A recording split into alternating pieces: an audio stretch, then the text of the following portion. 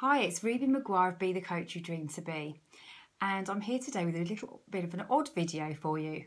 Basically, I'm doing day 5 of the 30-day blogging challenge, and I've been procrastinating about doing the video, and it's got to the point that everywhere's really dark, and I just thought, oh, I could do it by candlelight.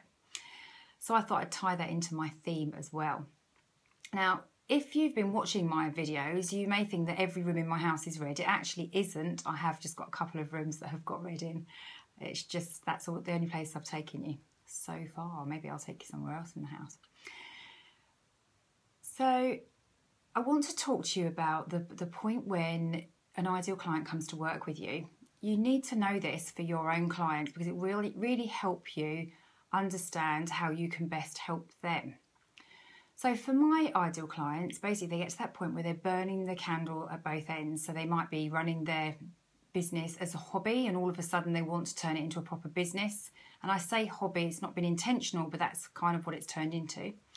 Or it might be that they've come out of coaching school and thought they can do everything on their own and actually realise that they can't. And that's a really big thing. The number of clients that I speak to that say, oh, I'll just muddle through on my own, and then months later they come back and say, look, I really do need your help. And it's figuring out, there's 3 areas that I mostly focus on, and that's the niching, which I talked about in the post the other day, pricing and packaging, and then the marketing.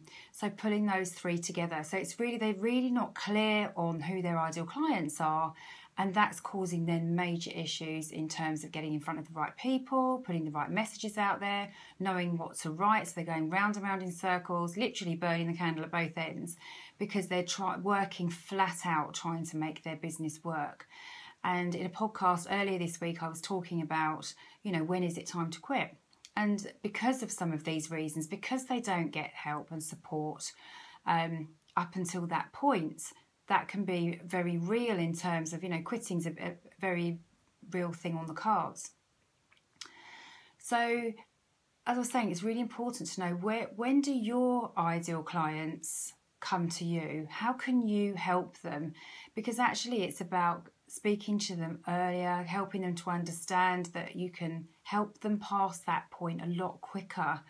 And if they think, like some of my clients do, that they can run things on their own without support, it's about explaining that yes, you can do it all on your own. I did that in the early days. I was watching every webinar under the sun. I was having a lot of coaching sessions with fellow coaches on my training course before I then started to invest. I did a lot of free things and swaps and all of those kind of things in the early days. And they are fine up until a point, but there comes a point also when there's people out there that can help support you, move you forward, and they just know what you don't know, and that's really key. So understand your own ideal clients, know what it is that they find a challenge and how you can help them overcome some of their issues and challenges that they're facing. So I hope you've enjoyed this rather interesting episode. I've been carefully watching the flowers on behind me just to make sure the candle doesn't set them on fire, but actually you'll be okay. I checked beforehand. But you never know. So something a bit different. But start to really get into the head of your ideal client. It will really help you massively. You'll hear me banging on and on about niching, but it really makes a huge difference. So have a lovely evening, and I'll aim to get something out a little bit earlier tomorrow. Who knows, maybe it'll be candlelight again. Ciao for now.